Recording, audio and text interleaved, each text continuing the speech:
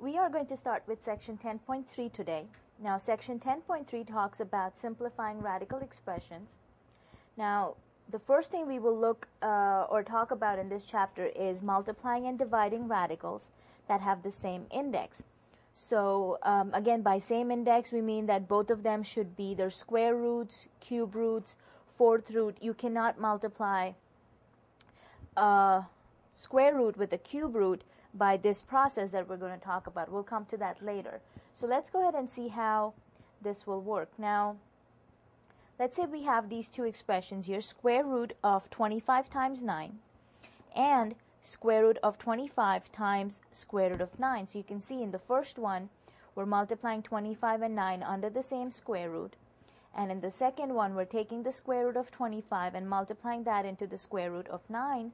And we're trying to decide if these two expressions are equal. So let's go ahead and solve each one of these and see what answer we come up with. So if you take 25 times 9 and multiply those two values together, you will end up with 225. And this is still under the square root sign. And now if I take square root of 225, I should end up with 15 as my answer. Okay? Now we're trying to decide if square root of 25 times square root of 9 is the same value as this. So to find that out, let's go ahead and find the value for that expression. Now square root of 25 we know is 5. Square root of 9 is 3.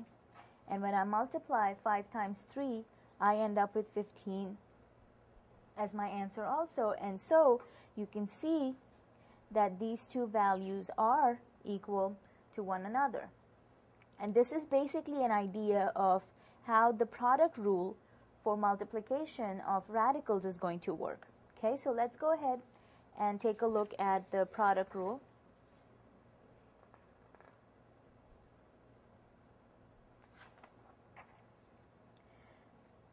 Now, the product rule for radicals says, and again remember, this is only when the index numbers are the same. So if you have nth root of A and nth root of B as real numbers, and n is a natural number, then you can say that if you take the product of two of these expressions, you can combine your A and B together under the same common radical. Okay? Another way of verifying that this product rule does work, if we take our radicals and convert them into rational exponents, put it as a to the 1 over n times b to the 1 over n, using our rules of exponents, since they have the same exponent on them, we can combine a and b together and put it with a common exponent of 1 over n. And then from there, if we convert it back into radical form, you end up with nth root of a and b. So that's basically what the product rule here is talking about. So let's go ahead and take a look at a couple examples here. Now for your first example, you have square root of 7 times square root of 5xt. Now in this one, for all variables, we assume that they are positive real numbers. Okay, so let's go ahead and multiply our two expressions here. Now you can see both of these are square roots, so we have the same index on both our expressions here. So by our product rule, we can go ahead and combine our two radicals together, and that will give us 7 times 5xt. And of course 7 times 5 will give us 35xt.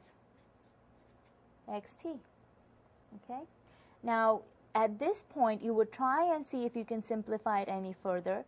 But of course, since 35 is not a perfect square, you go ahead and leave it as this, and this will be your answer to our first example here. In the second example, we are talking about cube roots. You have cube root of 9x, and we are trying to multiply that with cube root of 4y. So again, since you have the same index number on both the radicals, you can go ahead and combine the two radicands together, so 9x times 4y, and go ahead and multiply the 9 and the 4 together, which will give you 36, and then you have your variables x and y.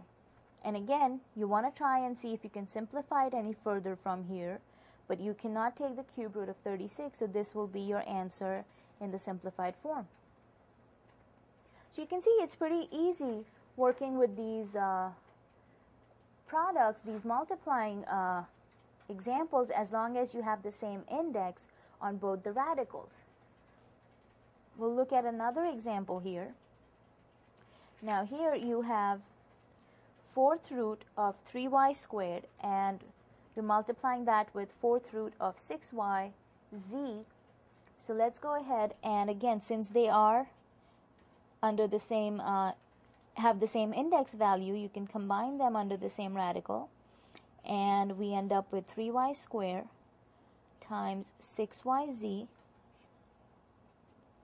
Okay, again, go ahead and multiply your numbers. So 6 and 3 will of course give you 18. You have y squared and y here, which will combine to give you y to the third, and then of course you have the z there. Okay, and there you can see that again this is in the simplified format. You cannot break it down any further, so you leave your answer as it is. Now for the next example, this is what I was talking about. When you have different indexes, you cannot multiply your bases like we did here. Now here you have 5th root of 8, and we're trying to multiply that with the 6th root of 12. Since they don't have the same index, we cannot use the product rule that we just talked about to multiply these. So you cannot use the product rule to simplify these answers, and we'll just leave it at that. Okay? Later on in this section, we will talk about how to multiply radicals that have different indexes, but you cannot use the product rule for that.